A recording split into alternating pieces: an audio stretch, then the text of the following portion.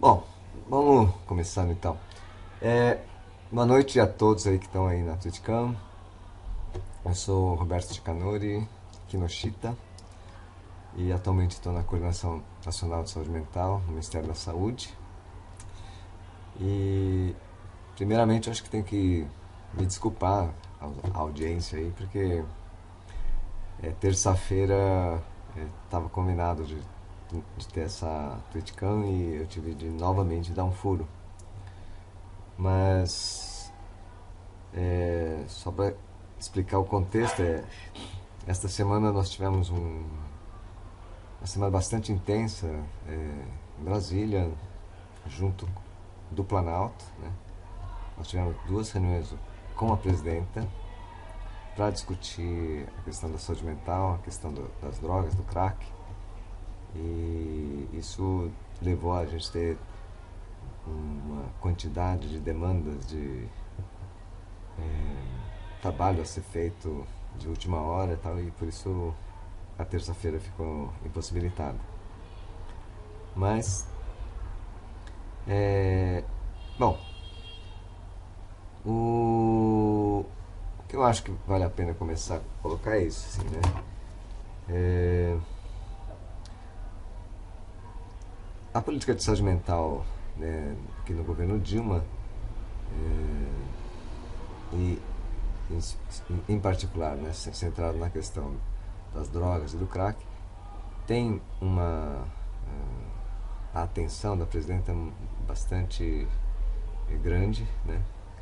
Ela tem dedicado várias reuniões, ela colocou a Casa Civil para trabalhar junto com a gente e mobilizou vários ministérios em torno da questão. Que se por um lado para nós traz bastante trabalho, tensões, dificuldades, por outro lado é uma situação que a gente tem que avaliar de uma forma extremamente positiva. Quer dizer, esta priorização da questão das drogas, mas ela também traz uma janela de oportunidade para a gente discutir o conjunto da saúde mental como um todo. E eu acho que nesses 20, 30 anos, talvez a saúde mental nunca tenha tido tanto espaço junto à própria presidência da República. Né? Então, nós estamos trabalhando no desenho, né, de um plano de ação bastante amplo. Né? E nesse momento estou bastante otimista, que a gente acha que vai poder, nos próximos anos, dar uma expansão e uma qualificação bastante grande, né, em toda a rede de saúde mental no país. Eu acho que para começar a gente podia ficar por aqui. Tudo bem, Pedro?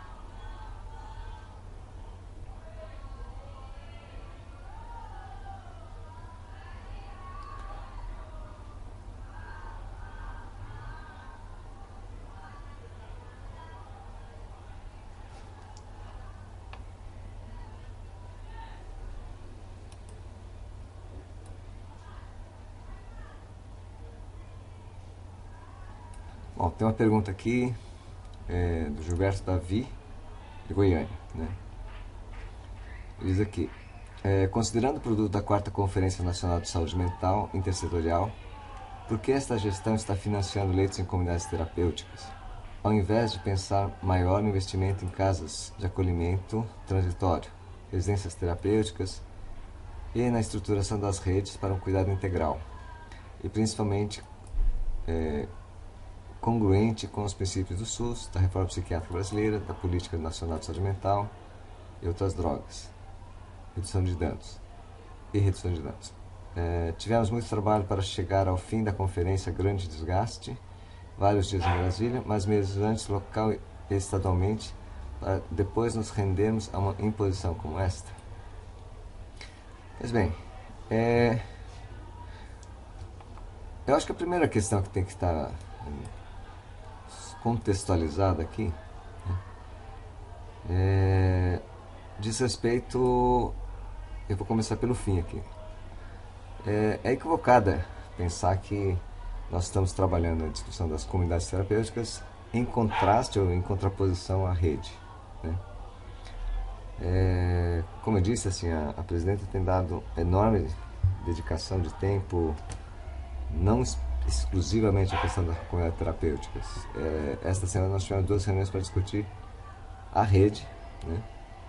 E segunda-feira novamente vai ter outra reunião com a presidenta, né, para discutir a rede. E, por exemplo, a discussão que está colocada aqui, ao invés de pensar sobre casas de acolhimento, né? Quando nós pudemos discutir a questão das casas de acolhimento transitório, nós estamos mudando o nome para chamar Unidade de Acolhimento Terapêutico Transitório. Por umas questões de terminologia, a gente achou melhor mudar, mas são as mesmas ideias que foram iniciadas aí no ano passado, né? Por exemplo, isso a presidenta achou uma ideia muito positiva. Ela pediu para a gente desenhar e fazer a modelagem das casas, né, desse tipo de casa de forma bastante detalhada. E para vocês terem ideia, quando nós falamos, olha, quantas tem existentes? A gente disse, olha, tem atualmente umas 70 existentes, outros tantos em implantação. Ela falou, 70 não é nada, então não dá nem para levar em consideração. Qual é a projeção? Então, a gente inicialmente, agora o último número eu não lembro exato, mas nós estamos com uma projeção de em torno de 900 casas, né? 900 unidades de acolhimento transitório na rede. E a reação da presidente foi extremamente positiva. Ela disse, então isso vai fazer diferença, nós vamos apostar nisso, isso vai fazer diferença, né? Então, a primeira coisa é isso, nós vamos estar com todo o apoio da presidência para expandir de forma, nós vamos estar chegando aí a 900, talvez mais casas, né, de acolhimento transitório nesses próximos anos. Um outro aspecto importante, né, que eu acho que essa semana deixou bem claro, foi quando nós estávamos discutindo, por exemplo, a discussão dos CAPs, né, dos CAPs AD em particular, no qual foram feitas muitas críticas ao CAPS, mas de um ponto de vista bastante positivo, se a gente analisar a crítica. A presidenta colocou a seguinte questão: esse serviço que fecha às 18 horas, deixa as pessoas depois aos deuses dará. Isso não pode ser, né? Desta forma não dá para continuar. Então, aí a ordem dela diz o seguinte: nós vamos estar transformando todos os CAPs AD existentes em CAPs AD 24 horas, primeiro. E todos os CAPs AD que vierem a ser implantados, aqui para frente, vão ter que ser sempre 24 horas. Porque não faz sentido a gente ter um serviço que trata bem até as 18 horas, depois manda embora, né, e a pessoa que se vire, né?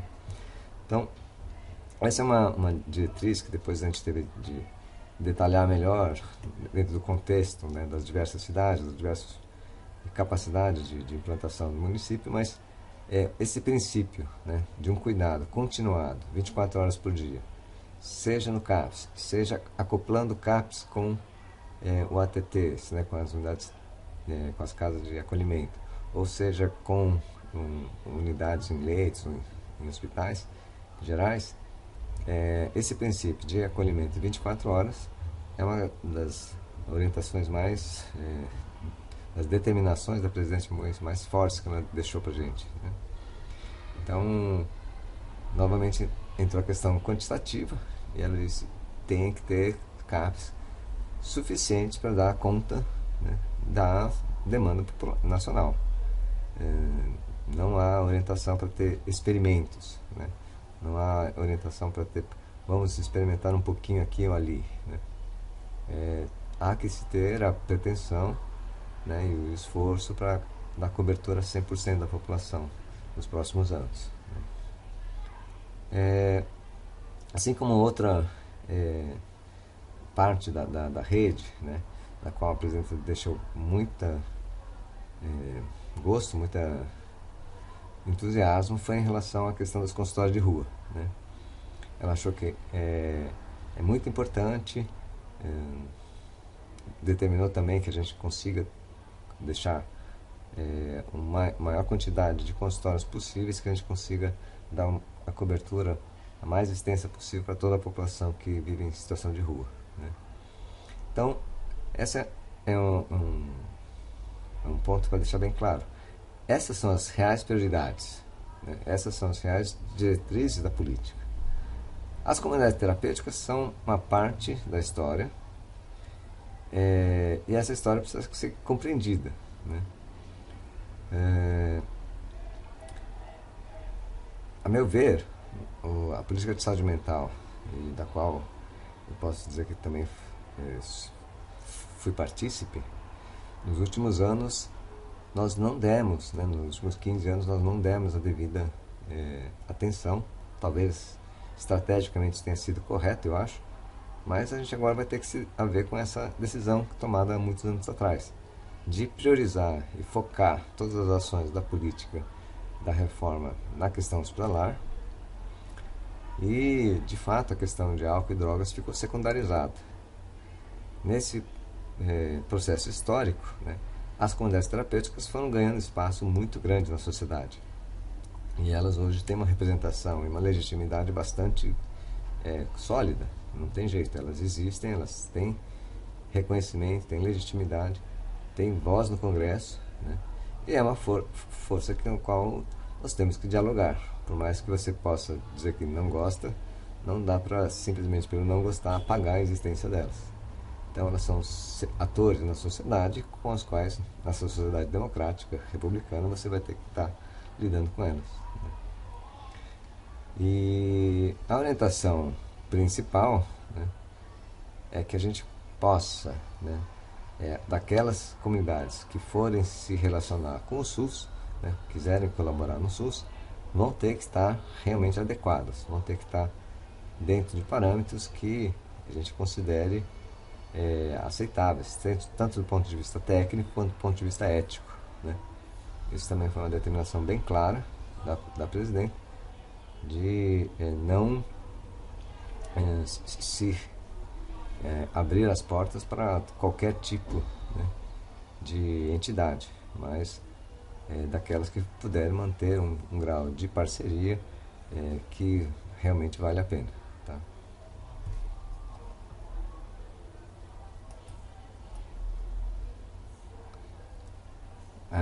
Pergunta 2 aqui, do Geraldo e da Dulce. Antes de mais nada, desejo uma ótima gestão, tá. Deixa eu ver aqui a pergunta.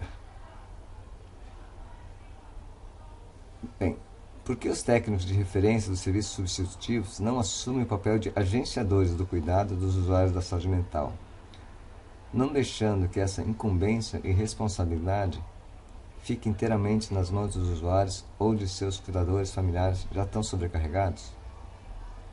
Deixa eu ver se eu entendi a pergunta. Por que você...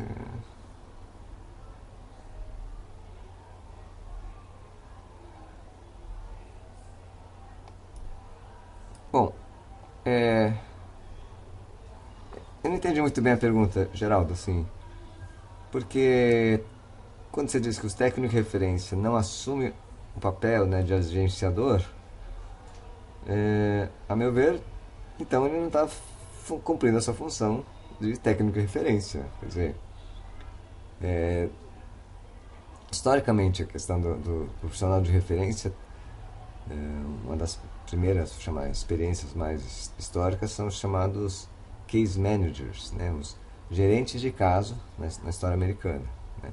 E a função deles passava basicamente para poder ajudar as pessoas a conseguir se orientar dentro do sistema de saúde, dentro do sistema de serviços sociais, para que a pessoa não ficasse perdida, né? E mantendo a conexão entre as diversas instituições que são de uma rede muito fragmentada, né? Então a gerência, nesse sentido, é a gerência de fazer com que o sujeito, com que o paciente, o usuário, não se perdesse, né, nos trâmites institucionais e tal. No Brasil, né, isso foi modificado, foi a ideia de fundo foi absorvida, mas não exatamente nesse contexto. E no fundo a ideia é que sempre foi, né, de que os técnicos de referência são referências exatamente como agenciadores do cuidado, quer dizer, que organizam em fluxo os cuidados, as diversas possibilidades de acesso, né, às benesses que o sistema possa oferecer dentro e também fora do sistema de saúde, né? Então, se não está acontecendo, deveria estar acontecendo.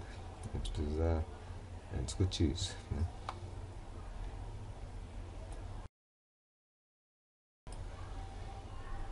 E acho que isso que você diz, né, em relação essa última parte é muito importante, né? Quando as famílias, de fato, cuidadores estão sobrecarregados, né? Então, a gente tem sempre dito que ao se pensar, né, planejar o tratamento de uma pessoa, nós temos que ter um olhar sobre o tempo de cuidados, né, o tempo de descanso e o tempo que a família dedica para sua reprodução, quer dizer, para o tempo de trabalho, né? Então, essa tríade, né, tempo de cuidados, tempo de lazer e tempo de trabalho, ela precisa ser bastante equilibrada, né? E isso os serviços, as equipes precisam olhar desse aspecto para que as famílias não fiquem sobrecarregadas mesmo, né? Pergunta 3. Yane, e a economia solidária, o que será feito para seu fortalecimento na sua gestão? Bom, nós estamos trabalhando bastante tivemos várias reuniões, né, com o pessoal da economia solidária, com o Fábio, com o próprio Paulsin, já tive várias reuniões com eles, e a gente vinha tentando primeiro nos fortalecer. Assim, existe uma situação de que essa questão da economia solidária é pouco conhecida, pouco compreendida, né? Então a gente vem conversando no sentido de esclarecer, fortalecer laços e tal, formar uma frente de trabalho comum, né? E do ponto de vista assim prático, né,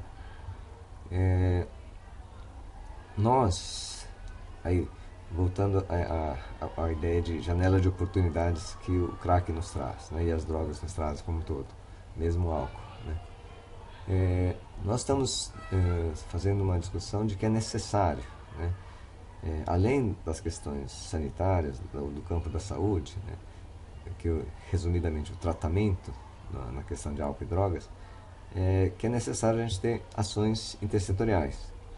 E isso envolve, então, pensar em tratamento, em trabalho e em moradia, né? Essa tríade entre trabalho, moradia e tratamento, né? Conjugar isso num plano de tratamento me parece que pode gerar novas alternativas, né? E aí a gente sabe que não basta pensar em trabalho na forma, vamos chamar assim, simplista de dizer vá para o mercado de trabalho, faz um curso e entra na concorrência, né? Isso é muito complicado. Então, a economia solidária e o cooperativismo são nós estamos apostando que isso seja uma possibilidade real, né, das pessoas adquirirem uma vida produtiva, uma capacidade de renda significativa. Nessa linha, a gente vem trabalhando tanto com o Ministério do Trabalho, mas também um certo grau de discussão, de conversas com algumas incubadoras, né, incubadoras de cooperativa, incubadoras de economia solidária. E nós estamos pensando, solicitando que as pessoas desenvolvam projetos, pedindo para que algumas incubadoras desenvolvam projetos, rigorosamente planos de negócio mais bem consolidados, para que possam ser de fato ofertados não só recursos físicos, mas toda uma inteligência, né, para que esses empreendimentos possam ter mais viabilidade e mais rentabilidade, tá? Diante disso, é uma construção, primeiro assim, política, depois a gente está colocando um certo nível de recursos para ter estímulos, né, na composição de grupos e de iniciativas de geração de renda. E uma terceira volta é, dentro do próprio governo, buscar forças que possam levantar capital para que esses empreendimentos possam ter um salto de qualidade, né? Então, essa é uma tarefa difícil, mas a gente está trabalhando bastante nisso, para que, de uma forma bem caricata, né, assim, que a gente consiga saltar do pano de prato, do bordado, né, para processos de produção de maior valor agregado, que possam gerar mais renda. Então, esse é um processo mais complexo, mas a gente está apostando bastante nisso, tá? Pergunta 4 aqui, da Cristiane Nogueira.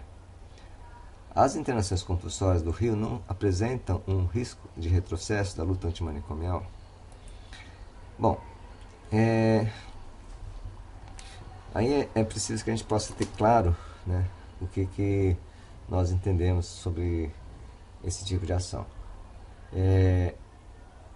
Tanto eu quanto o ministro, a gente conversou bastante, e a gente tem claro que, assim, internação involuntária, ela está prevista na lei e ela é muitas vezes necessária, né? E isso a gente tem que defender sempre, que em situações limite, uma intervenção involuntária deve ser operada dentro daquilo que está previsto na lei, seguindo os preceitos, inclusive, dos direitos humanos e tal.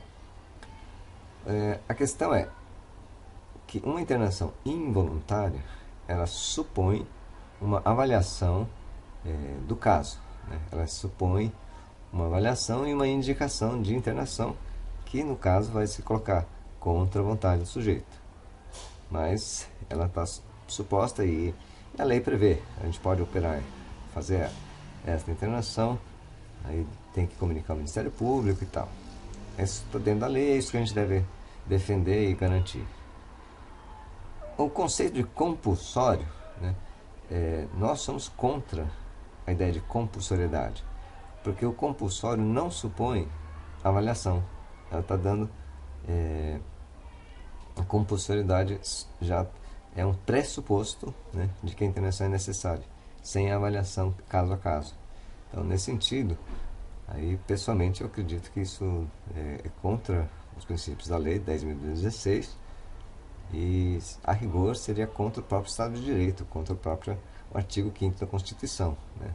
Uma internação compulsória dessa forma, porque ela não está tratando dos indivíduos caso a caso, ela está supondo que determinados grupos discriminados venham a ser tratados em grupo, né, sob uma ação do Estado. Essa ação discriminatória contra grupos, né, eu creio que seja uma ação, eu diria, inconstitucional, tá? Pergunta 5, Emanuele Paulino. A proposta do Ministério é investir nas CTs como equipamento da rede SUS de saúde mental? A proposta do Ministério em relação às comunidades terapêuticas é o seguinte: nós estaremos abrindo a possibilidade de que estados e municípios possam, dentro das suas situações, dentro das suas condições, apresentar para participar do SUS uma comunidade terapêutica, tá? Agora, para poder participar do SUS como comunidade terapêutica, ela tem que passar por tudo aquilo que o SUS exige, né? Desde as questões de vigilância sanitária, desde as questões de regulamentação profissional, a regulamentação da lei de posturas das cidades, dos municípios, tem que passar nas conselhos municipais, bipartite e tripartite, tá? Nada será feito em relação à comunidade terapêutica que entre no SUS se não for dentro da própria regra do SUS. E isso também implica na questão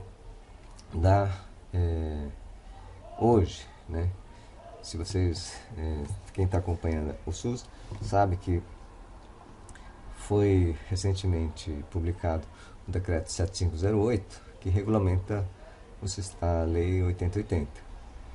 E essa regulamentação hoje, ela traz, né, nesse novo decreto, o conceito de região de saúde. Hoje é uma pré-condição para que o Ministério da Saúde repasse recursos, né, ao nível local, a institucionalização de regiões de saúde. E um dos itens básicos para que se seja reconhecido uma região de saúde, além da atenção primária e outras questões, um aspecto exigido é que haja rede de saúde mental. Bom, e rede de saúde mental significa ter uma referência hospitalar, um CAPS e uma casa de acolhimento transitório. Essa é a rede mínima. Pode ser incluída uma comunidade terapêutica nessa rede? Até pode, mas ela tem que estar regulada, né? Então, por quê? Porque todas as redes vão estar sendo organizadas em torno da questão da regulação, né? É a regulação que vai manter a rede viva. Então, não há possibilidade hoje de ter unidades, elementos dentro do sistema SUS que não esteja regulado, tá? Então isso é uma pré-condição para poder participar do SUS. Pergunta do Mozart. Para você, as drogas são um problema de saúde, ou segurança pública ou econômico? Bom, primeiro assim, drogas não necessariamente são problemas, né? O ser humano lida com drogas e nós lidamos com muitas drogas, né? Então, essa relação do ser humano com drogas, com substâncias que alteram a conduta, comportamento e tal, ela é milenar. Ela pode ser vista como um problema ou não, dependendo do contexto, da situação e do momento histórico. Essa é a primeira discussão. E aí esse problema ser caracterizado como de saúde, de segurança pública ou econômico, é tudo ao mesmo tempo. No mundo atual essas coisas são imbricadas, né? Então não dá pra gente simplesmente dizer, olha, isso é disto, isso é daquilo, tá? Porque depende muito de como que nós estamos considerando que é um problema, né? Que tipo de abordagem a gente está colocando. Então eu não acho que seja um problema disto ou daquilo, simplesmente. Agora, essas coisas, umas interferem nas outras, né? Assim, sistemicamente, uma coisa interfere na outra. Pergunta 7 da Ana Celeste Pitiá. Qual metodologia do cuidado se pensa em adotar nas casas de acolhimento? Bem, eu acho que existem as experiências históricas das residências terapêuticas, né? Que acho que foi um acúmulo muito importante, né, que se desenvolveu dentro do SUS nos últimos anos, que acho que tem algo a ser recuperado dali, né, que diz respeito a você ter essas unidades numa ambiência, né, bastante agradável, bastante confortável, que remeta, né, a um ambiente doméstico, a uma casa, um lar, né, que as pessoas possam, né, de fato estar se sentindo acolhidas e protegidas, né, esse de um lado. E acho que um foco no qual a gente deve estar investindo bastante é no aspecto da vida em grupo, né? Que acho que é uma questão que pode fazer também diferença, né? As pessoas podem se beneficiar de um trabalho que grupalize, que torne relações mais solidárias, relações mais cooperativas, né? Isso também serve como preparo até para no futuro poder participar de processos coletivos de produção, processos produtivos de criação, né? Então, basicamente eu acho que esses são os aspectos que vão estar orientando, né, essas casas de acolhimento, tá? Pergunta 8, Cristiane Nogueira. É possível rever o critério populacional do Ministério da Saúde para a criação de serviços? Então, esse é um outro debate que a gente tem feito, né? O critério populacional, ele é uma referência, uma ferramenta para o planejamento, inclusive planejamento de recursos, né? Agora, eu pessoalmente creio que a gente deva estar sempre olhando a situação concreta, né? O que eu quero dizer assim, a princípio, né, os números não são, por exemplo, um CAPS 24 horas é para populações acima de 300 pessoas. Ué, se tiver uma cidade com menos, mas que faça sentido ter um CAPS 24 horas e no contexto houver condições materiais para que isso aconteça, eu não sou contra não, tá? Mas eu também tenho dito que acho que é importante a gente ver, tentar flexibilizar um pouco essa noção de serviços 24 horas, né? Por exemplo, existem algumas experiências que são inspiradoras, né, de CAPs pequenos, tipo CAPs 1, né, em cidades pequenas que de repente conseguem organizar um esquema para, eventualmente, numa certa situação de necessidade, começar a funcionar 24 horas por um período, né, até um paciente conseguir superar uma fase. Depois desarma-se o esquema e o CAPS volta a funcionar no período regular, né? Então, essa plasticidade talvez a gente deva estar discutindo mais e tentando viabilizar situações assim, tá? Outra pergunta do Mozart.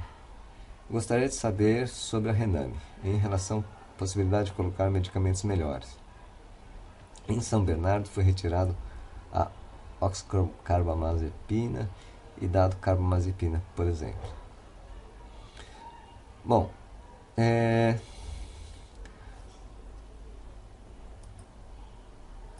a questão da lista, né, de medicamentos, nós vamos ter que estar revendo ela no conjunto, né, mas também no conjunto das evidências hoje que a gente começa a ter que estar pondo em discussão, né? Hoje não é só a questão de ter ou não evidências, mas há muita discussão de como essas evidências foram sendo geradas, né? Então, para pegar um exemplo bem típico e notório, assim, no começo desse ano saiu um artigo bastante contundente mostrando que a expansão do uso de fluoxetina nos Estados Unidos, no fundo, de forma bem simples, o artigo indicava que a maior parte das pessoas que estavam tomando fluoxetina não precisavam estar tomando fluoxetina, né? Então, em torno a isso há todo um debate de como é que as demandas, como é que as supostas necessidades vão sendo geradas, produzidas, e acho que a gente vai ter que ter uma reflexão bastante profunda em relação à questão de remédios, né? Até porque, além né, do aspecto, retomando a questão da fluoxetina, dela não, de uma parte significativa de pessoas estarem tomando remédios sem necessidade, também começam a surgir muitas evidências, né, no sentido de que o uso indevido de fluoxetina, essa sim pode, no médio e longo prazo, aí sim gerar alterações estruturais no organismo e serem geradoras de problemas pelo próprio uso inadequado do remédio. Então a gente tem que ter uma reflexão bastante complexa, bastante profunda a respeito dessas listas de remédio, tá? Ou seja, a gente não deve comprar simplesmente só pelo valor de face, precisa ter um debate um pouco mais aprofundado a respeito disso. Pergunta de Otávio Clark. Você acha que regulamentar a emenda 29 traria recursos importantes para a saúde mental? Bem, regulamentar a emenda 29 traria recursos para o conjunto do SUS, né?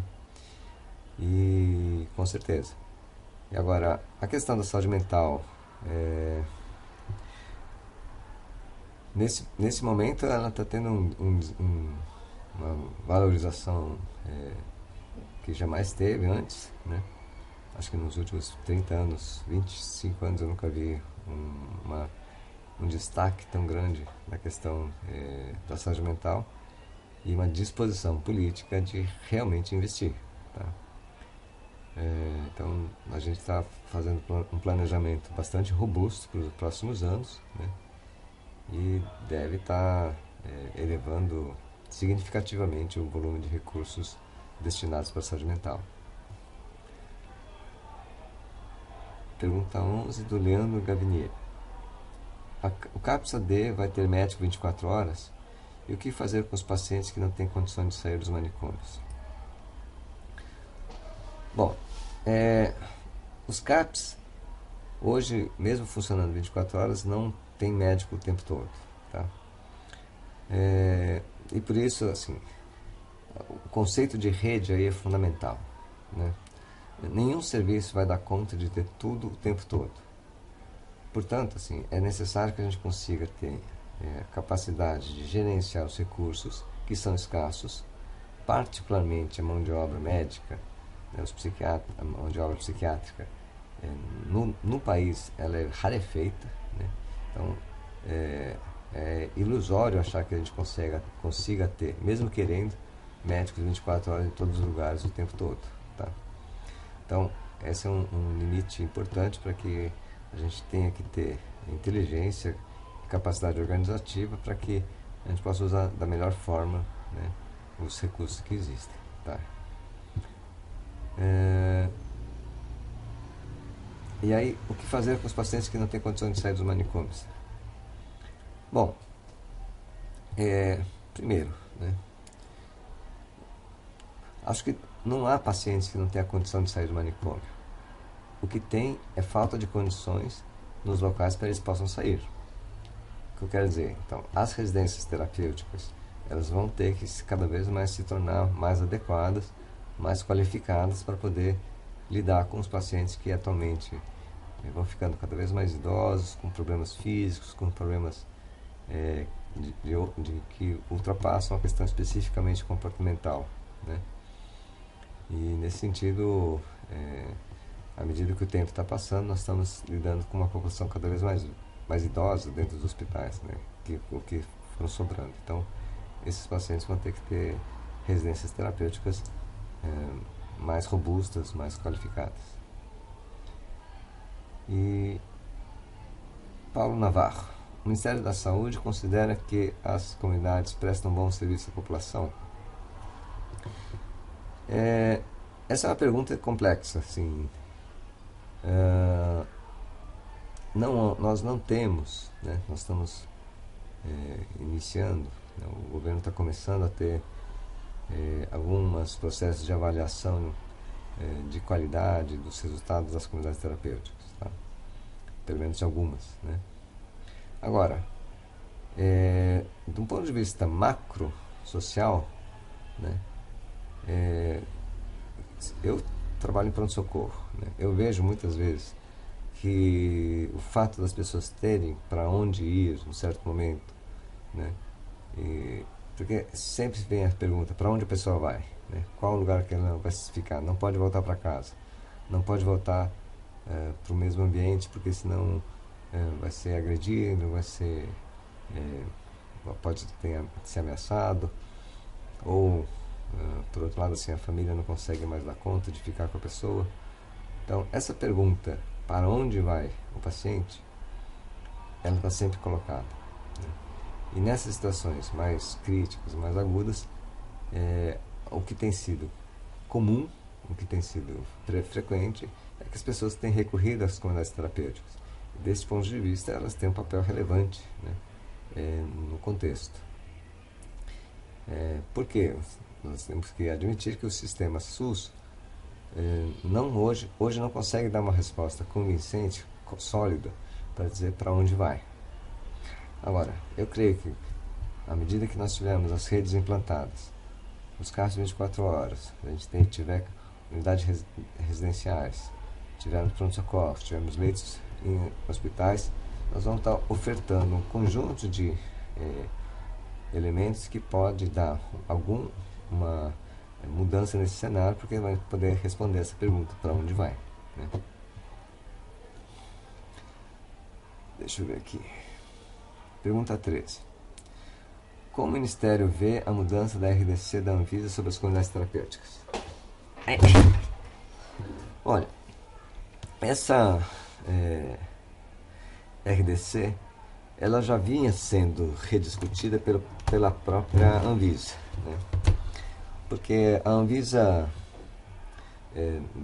pelo seu lado, estava fazendo uma revisão de diversas portarias, porque hoje eles têm uma diretriz, né, de boas práticas de regulamentação, né? Nessa linha, assim, de pensar como regulamentar serviços, locais, entidades, eles estabeleceram alguns parâmetros e estavam criticando, estão fazendo já vinha sendo feita uma revisão da portaria 101, tá?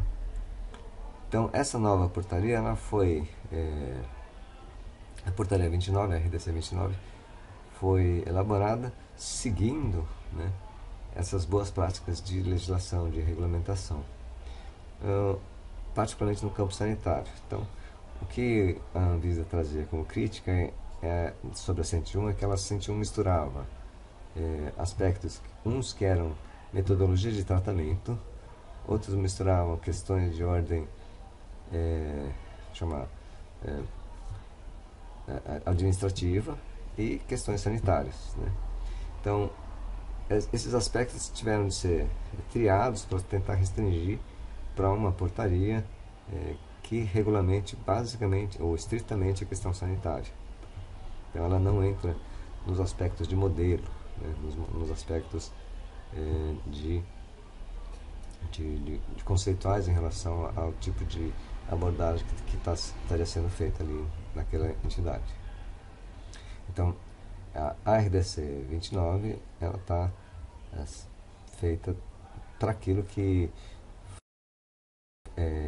é o basal para qualquer entidade que receba uma pessoa ou pessoas em permanência de longo prazo, né? Então, essa vai permanecer do jeito que está. A Emanuele Paulino. Por que fazer a avaliação de hospitais psiquiátricos e não de CAPS? Vamos investir nos hospitais psi? Bom, a avaliação dos hospitais hoje foi desencadeada em função de um alerta que surgiu a partir da situação especificamente de Sorocaba, né? A auditoria que nós realizamos em um dos hospitais de Sorocaba mostrou que, mesmo hoje, depois de tanto tempo, nós temos situações bastante graves em relação ao modo de funcionamento desses hospitais, né? E isso nos levou a discutir com o DenaSUS que era necessário a gente ter um retrato mais apurado, né, do cenário geral, tá? Essa é uma questão.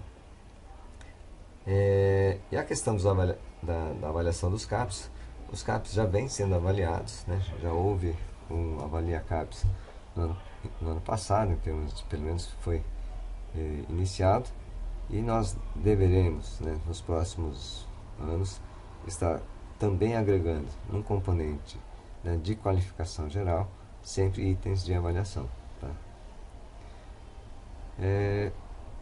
Karen, muito me preocupa a formação para a saúde mental.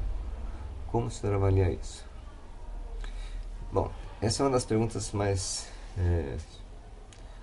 É muito importante a questão da formação, né? Mas é um grande desafio, eu diria, né?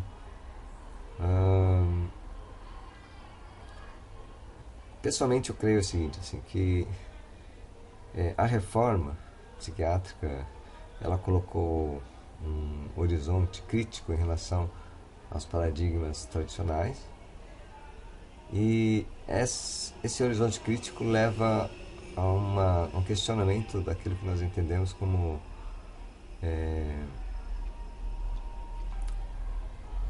eu chamo assim a questão cartesiana do corpo e mente, né?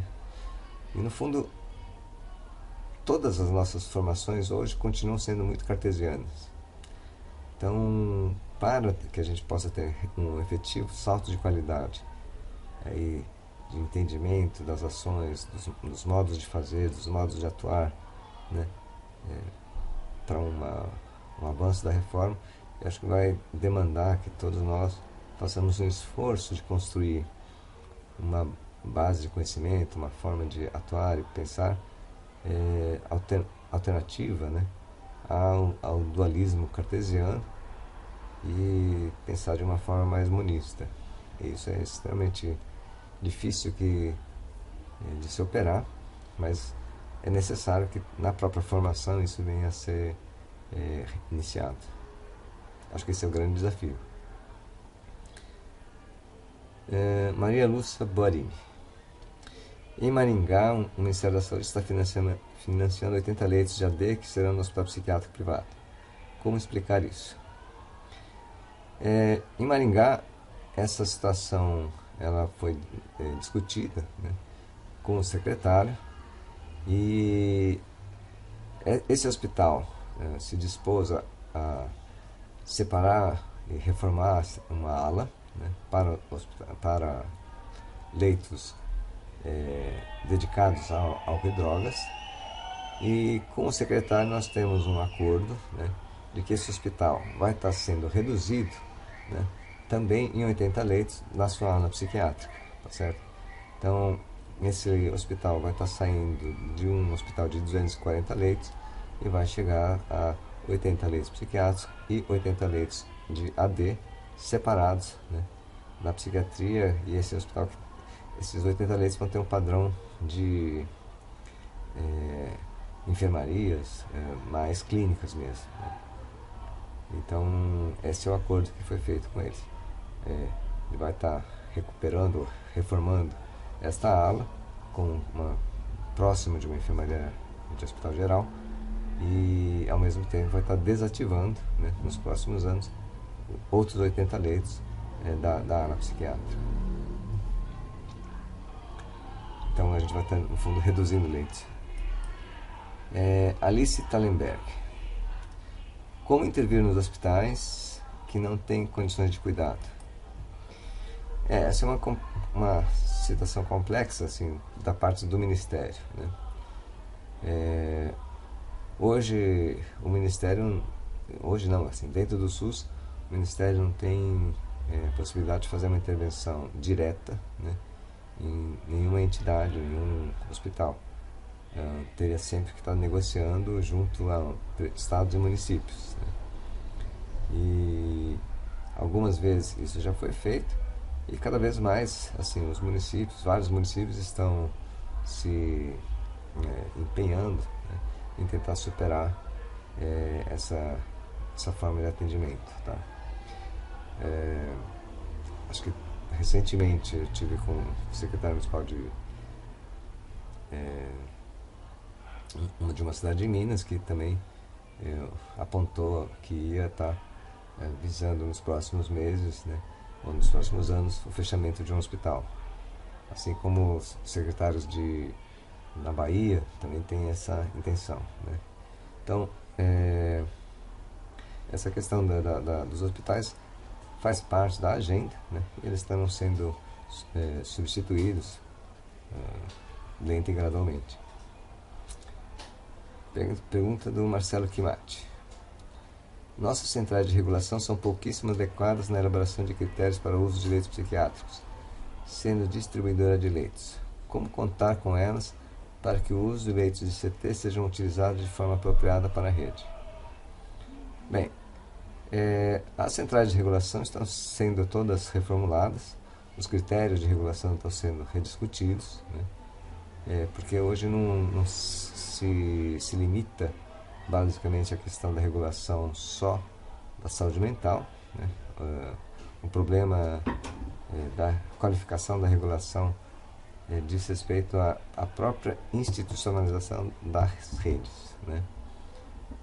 Essa é a questão das redes se tornou uma das políticas fundamentais do Ministério da Saúde hoje, e há um empenho grande, né, das diversas secretarias do Ministério na elaboração e na reformulação, né, dos instrumentos para que essa rede venha a operar de fato, né, deixar de ser um amontoado de serviços, mas que esses serviços possam de fato entrar em sinergia, em cooperação. Tá?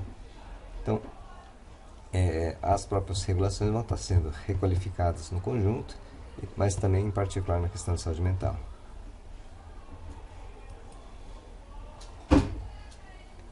E agora? Acabou, Felipe? Acabou, Pedro?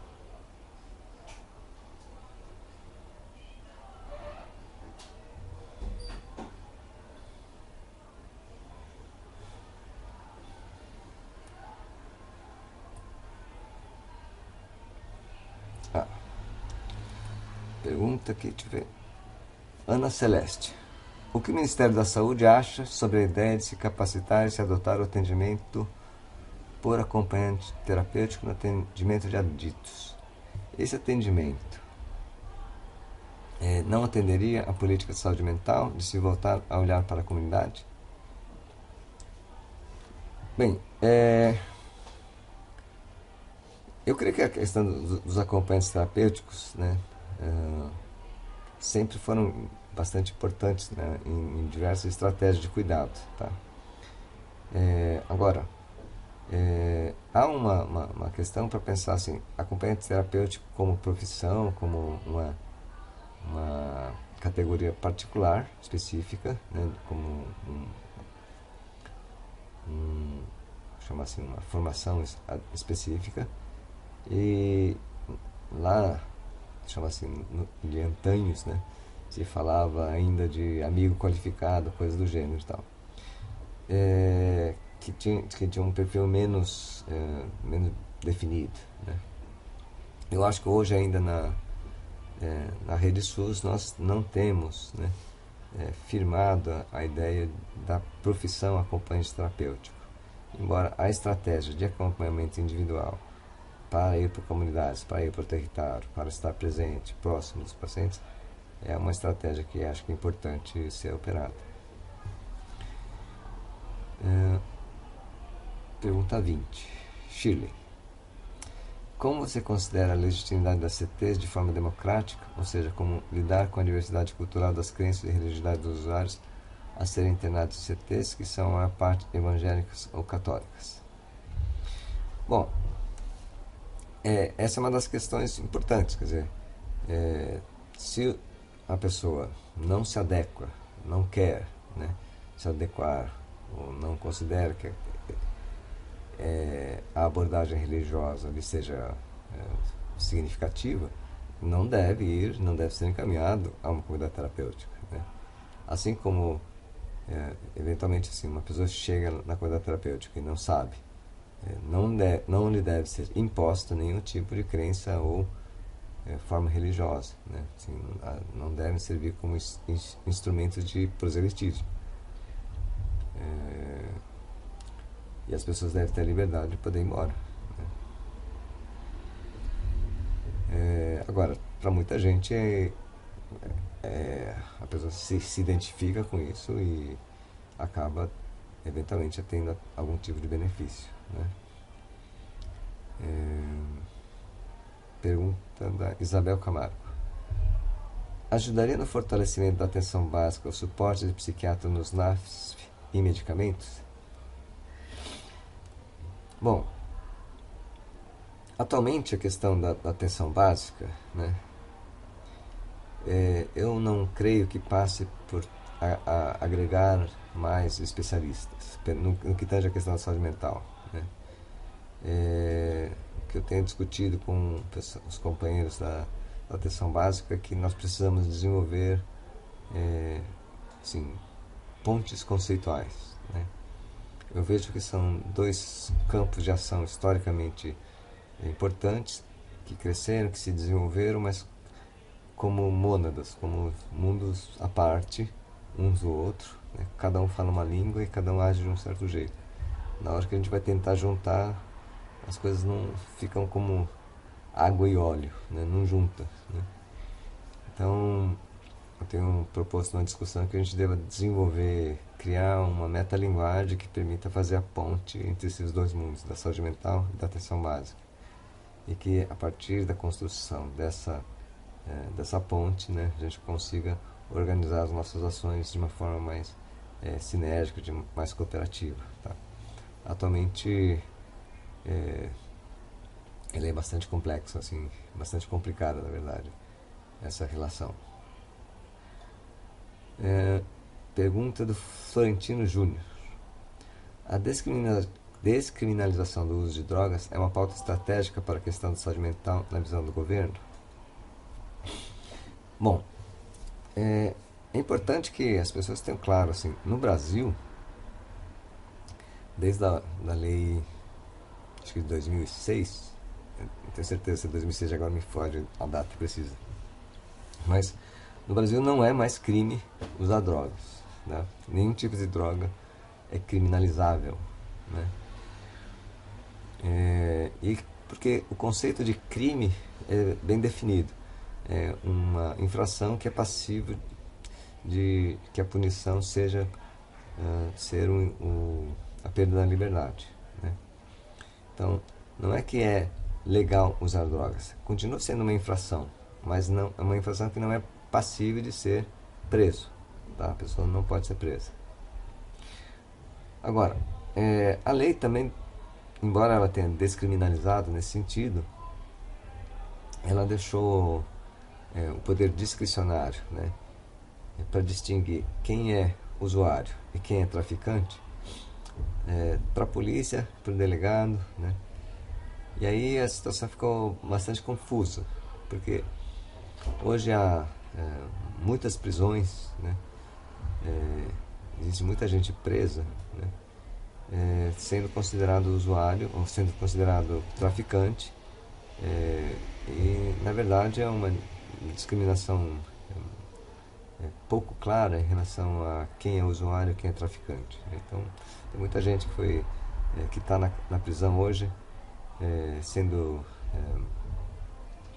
como se sem nenhum antecedente criminal, sem nenhuma história anterior, que foi preso com poucas gramas de maconha ou poucas gramas de cocaína, algumas pedras de crack, e foi catalogado como traficante e foi preso, né? Então hoje há um enorme contingente de pessoas que estão nessa condição, sendo réus primários, né?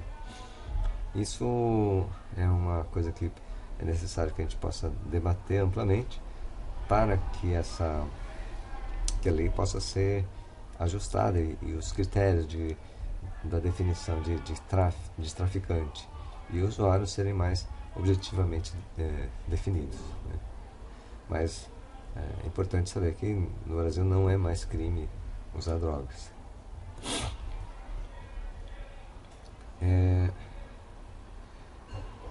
Qual o modelo assistencial para as crianças usuárias de álcool e drogas? Bem,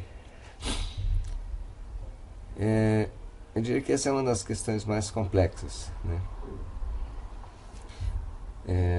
Eu pessoalmente não acho que a gente possa lidar com crianças e adolescentes reduzindo ao papel de usuários de drogas, né?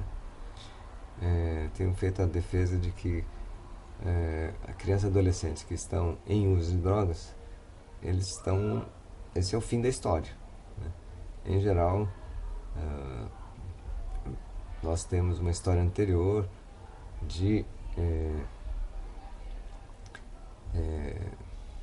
um conjunto de direitos que deixou de ser garantidos para essas crianças e adolescentes, né? E que a situação de uso de drogas, em geral, tende a ser o ponto final, né, dessa subtração de direitos, né? Então,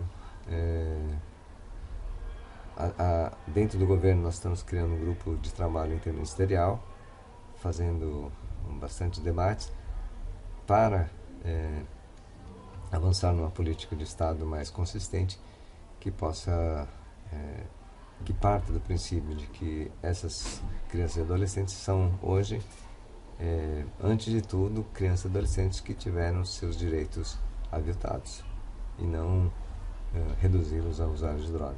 Tá? E a partir deste consenso é que as ações do Estado e do governo estarão sendo articuladas e desenhadas. Né? Basicamente, eu diria que a gente deve tomar esse problema como um problema de como, na verdade, a sociedade vai criar essas crianças, como essas crianças e adolescentes vão ser levados a atingir a sua maturidade da forma mais plena, da sua forma mais expansiva e cheia de direitos, né? De plena de direitos.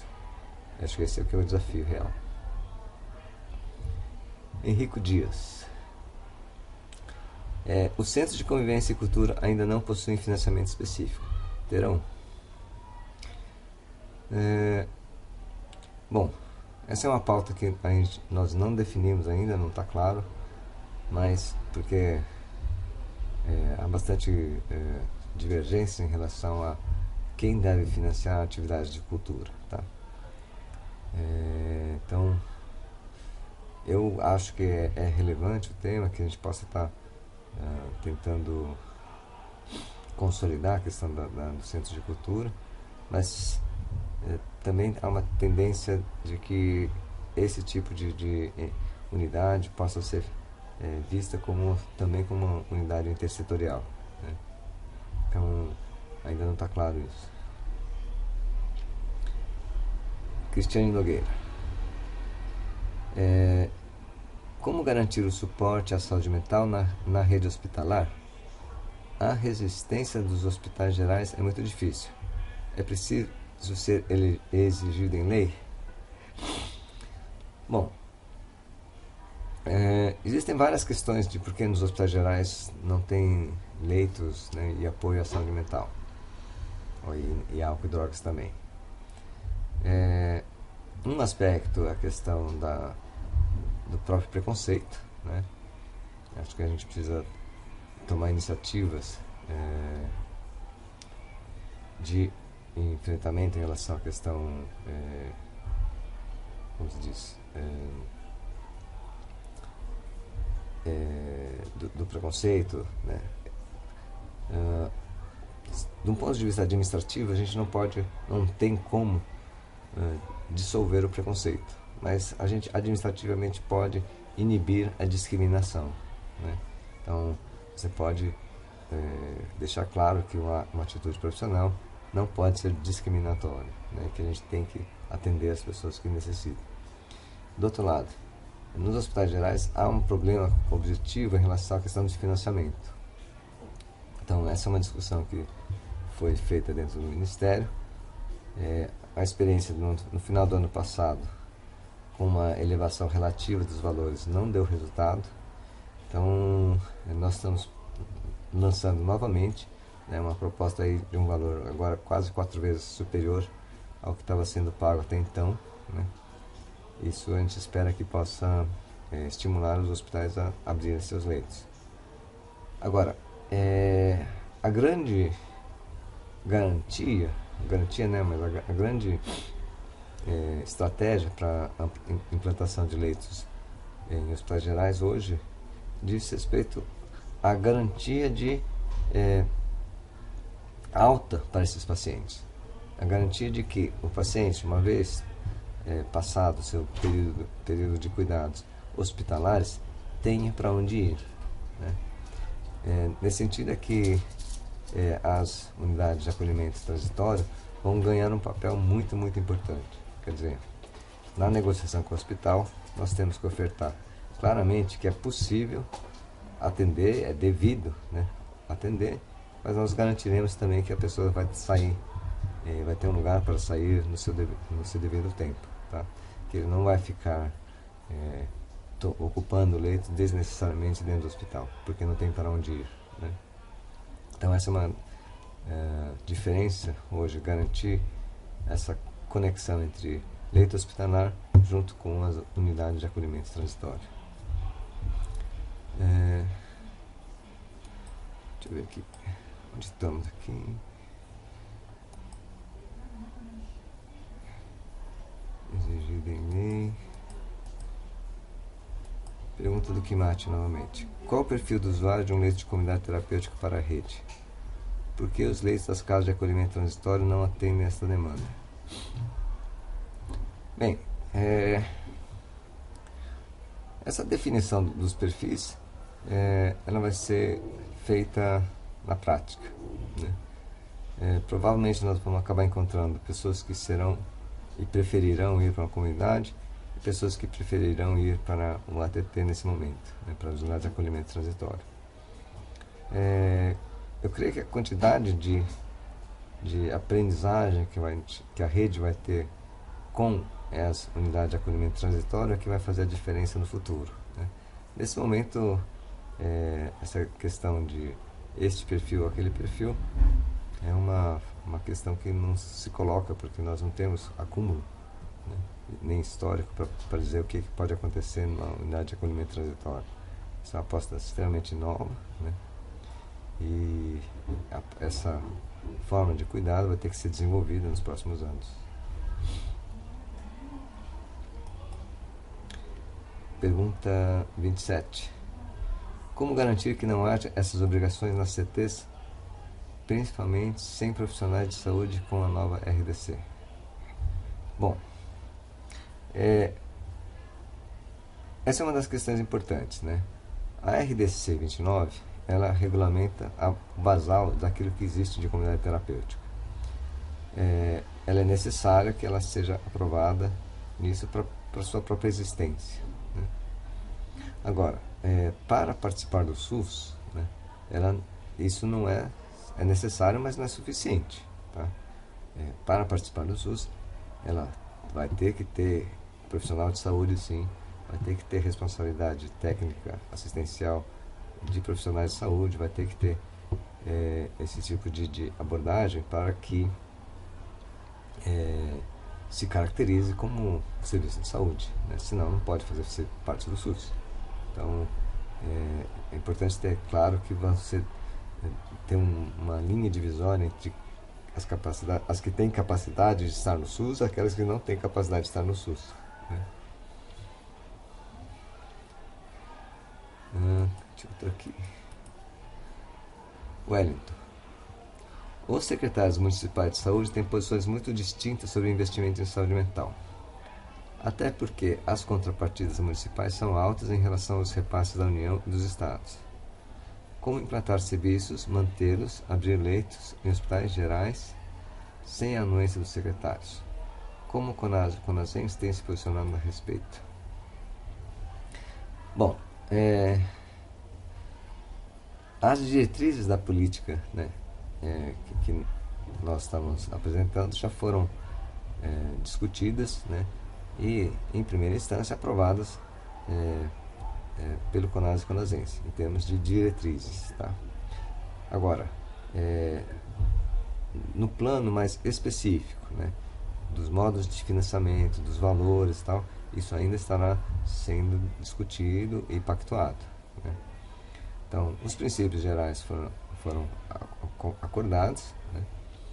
Mas a questão dos valores nós estamos ainda para ser discutidos. O que é importante saber é que do conjunto das ações do Ministério, a saúde mental está tendo realmente uma disposição do governo de elevar os valores de financiamento nos seus diversos componentes de rede, né? Então, está tendo um processo de qualificação e aumento do valor pago para os CAPs, para a questão dos leitos. As casas de acolhimento estarão sendo também revisadas nos termos do seu custeio, né? Então, essa disposição de requalificar deve ser também um outro estímulo, né, para que os secretários venham a se implantar. E outra coisa é importante lembrar, novamente, né, sempre estar presente para todas as pessoas, que a questão da região de saúde com as redes, né, é um aspecto que é mandatório hoje para poder receber recursos. Então, como é mandatório, a questão da saúde mental entra como um item obrigatório, né, na constituição das regiões de saúde. Tá? Isso talvez seja a coisa mais importante que aconteceu hoje do ponto de vista institucional na política de saúde mental. Né? Não pode mais haver nenhuma região de saúde sem ter uma rede mínima de saúde mental. Né? Isso deve levar a uma ampliação significativa da rede em todo o território. E os manicômios judiciários? Qual a proposta para transcendê-los? Essa pergunta é difícil.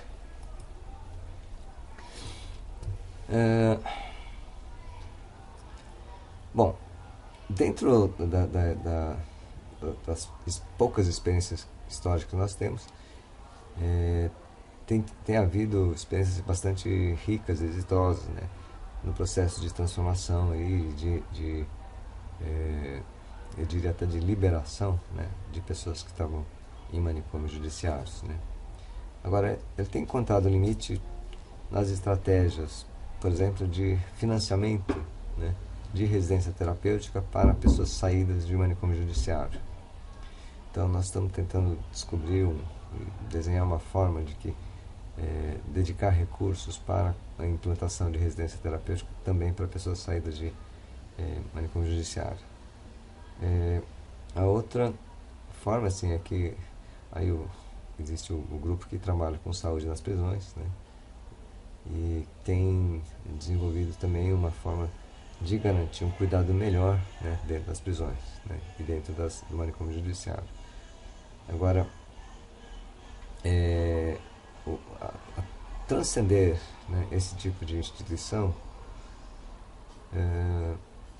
eu diria assim, aí é uma posição muito pessoal, não é uma posição de governo, mas eu pessoalmente creio que seria fundamental, né, essa superação só aconteceria se a gente conseguisse descolar, né, a questão criminal da questão diagnóstica e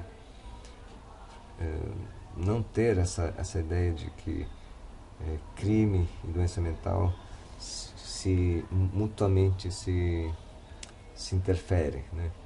Eu seria a favor de que, assim, uma pessoa que tiver um problema mental e cometer um crime responda normalmente, né, como qualquer cidadão, à justiça, e terá também seus direitos garantidos à justiça, entre eles o cuidado, o tratamento. Então, uma coisa não deva interferir na outra.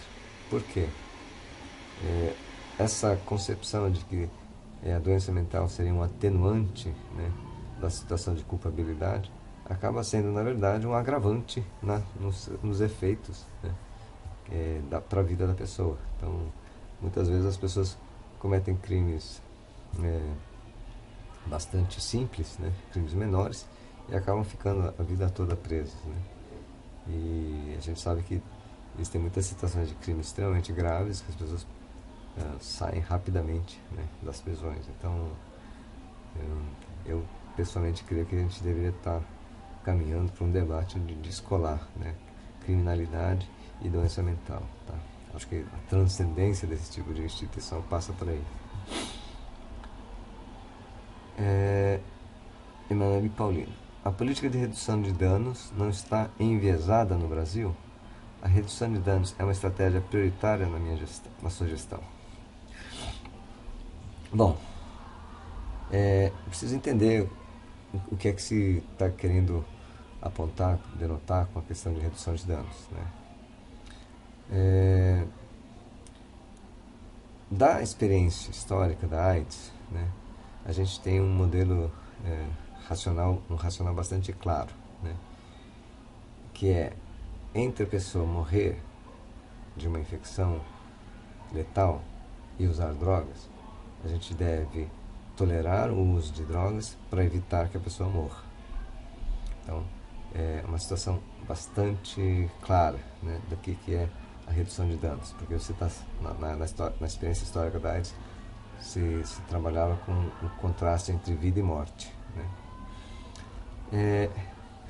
Mais recentemente, quando se sai do chamado espectro da questão de vida e morte da AIDS.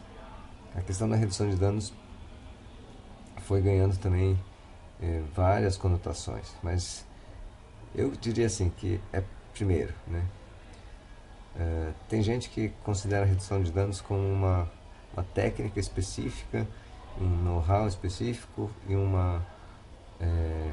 quase uma profissão.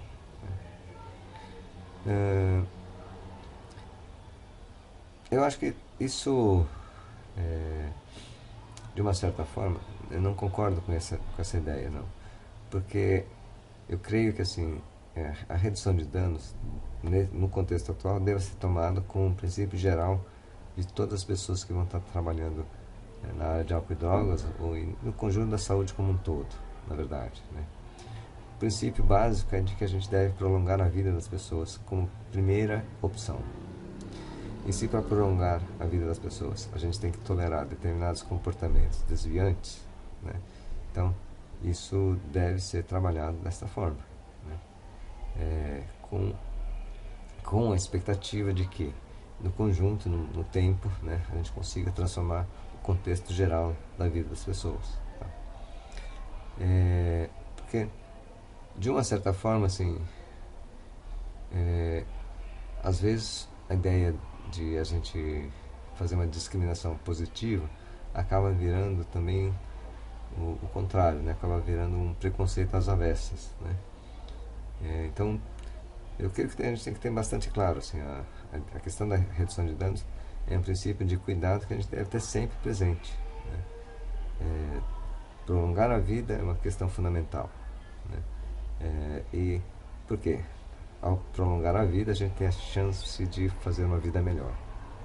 Eu acho que essa é a linha geral que a gente deve ter, e isso deve estar impregnado, né, na prática cotidiana de todos os pacientes, dos profissionais que estão lidando com pacientes em uso de drogas e coisas assim, tá? Nesse sentido, é uma prioridade estratégica do conjunto das ações. As pessoas que têm, aí voltando um pouquinho no aspecto, vou chamar mais de técnicas de abordagem, né? Hoje a gente tem bastante experiências também que mostram que essa forma de abordagem, né, que foi aprendida, né, na experiência anterior, né, com drogas e AIDS, que é uma busca ativa com determinados ex-usuários e tal, é uma coisa que também pode ser aprendida por pessoas e profissionais que não tiveram experiência anterior com droga, né? Porque é possível também fazer esse tipo de abordagem, tá? Então, nesse sentido, deixa de ser uma exclusividade de ex-usuários que possam fazer esse tipo de abordagem, né?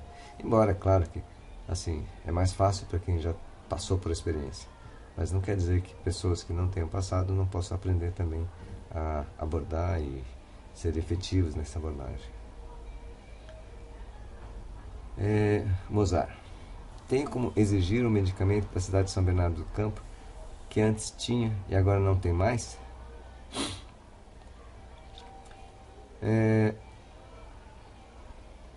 Veja, a questão de exigir, né, remete hoje ao debate da judicialização no SUS, né? As pessoas entrarem exigindo direitos através do pleito judicial, né? Esse é um debate complexo, né? Porque diz respeito a conceitos que misturam, né, a questão da universalidade, da equidade, né? E, ao mesmo tempo, da equidade em relação a quem tem acesso ao judiciário ou não, né? Da iniquidade que é o acesso ao judiciário. O que eu acho que seria mais razoável, no fundo, né, se você tiver especificamente alguma necessidade muito particular, de procurar o secretário, mostrar suas necessidades, discutir, dialogar e ver se essas necessidades elas realmente fazem, de fato, tanta diferença que seja essa especificidade. Se acho que isso for, como você diz, consistente, né? Eu creio que o secretário de Saúde, o Conselho Municipal de Saúde deve autorizar a compra de determinados medicamentos nessas condições, democraticamente falando, né? Ok?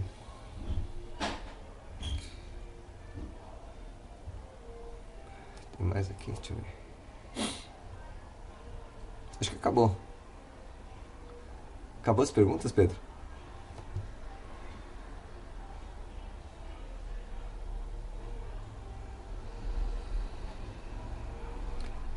Maria Lúcia Boarini, sobre Maringá. É o que o gestor diz, mas o hospital psiquiátrico nem espaço tem para se adequar. No Paraná foram criados 114 novos leitos em hospital psiquiátrico criado sem aprovação do Conselho Municipal de Saúde. Como fica essa situação? Agora a última e em seguida as considerações finais.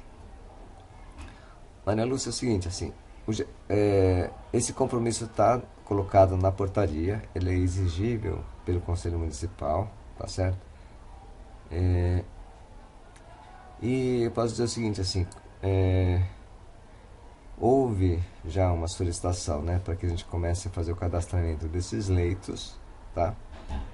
E o Ministério solicitou do hospital, né, o plano de reforma, não só o plano de reforma para, né, o padrão técnico para a implantação dos novos leitos, quanto o plano, né, para a desativação dos outros 80 leitos, tá? Então, nós condicionamos, de fato, ao cadastramento desses novos leitos dentro daquilo que a portaria estava exigindo, né? Então, os dois planos, tanto da implantação, padrão técnico, qualidade, tal, desses leitos de hospital de AD, quanto a estratégia e qual a área, né, planta fisicamente, qual parte do hospital é que vai estar sendo desativada. Então, esse planejamento nós exigimos, né, para que venha a ser apresentado aqui para nós, tá? Última pergunta, Maria Luísa Sardenberg. Que princípios nortearam a entrada em cena do dispositivo CT na estratégia de cuidado de saúde mental? Aqui não é um problema de princípios, né? Se você quiser, o princípio da república e da democracia, basicamente. Porque quando determinados grupos de atores sociais entram no debate, solicitam que participem da atuação no enfrentamento, né, de um problema que hoje tange ao conjunto da sociedade, a gente simplesmente não pode fechar a porta e negar a conversa, né? Então, o princípio básico é o reconhecimento da legitimidade, né, do conjunto de atores que estão presentes aí na cena, tá? Isso em termos de princípio, é só isso. Bom, aqui está dizendo para mim fazer as considerações finais. Bom, eu acho, no fundo, assim, né, nós estamos com essa questão da saúde mental hoje em primeiro plano dentro da esfera do governo, né, da própria presidência, né? É uma oportunidade muito grande para a saúde mental poder expandir, como eu disse. Veja, existem a questão do decreto 7508, né, que implanta as regiões de saúde. O conceito de região de saúde exige a implantação de rede de saúde mental. Essa rede de saúde mental significa pelo menos 3 pontos, né? Uma referência hospitalar, um CAPS e uma unidade de acolhimento transitório, tá? Só isso já vai estar tornando obrigatório em todo o território nacional a existência dessa micro-rede de saúde mental. Além disso, né, a expansão de investimentos é muito grande, tá? Nós vamos estar, eu diria, quase triplicando, né, nos próximos anos, até 2016, o valor de recursos destinados, né, e a rede deve quase duplicar em termos de extensão, né, E, existe toda uma estratégia de qualificação, de conexão dessa rede a partir de instrumentos e estratégias como telesaúde. Então nós vamos ter uma rede,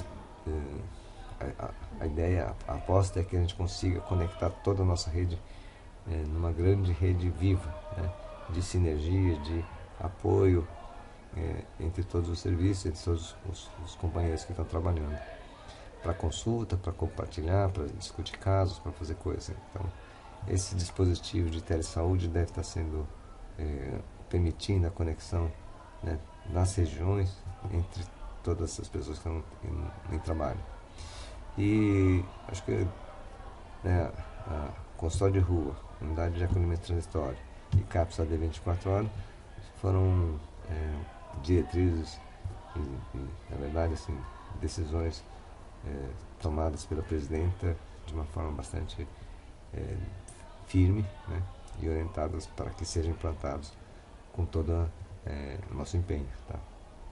Então, no conjunto, eu acho que a gente deve estar...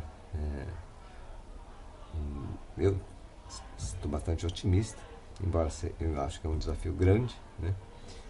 E conto com o apoio de todo mundo aí para a gente ir avançando num debate, discutindo e continuando a melhorar aquilo que for possível. Bom, obrigado, boa noite para todos.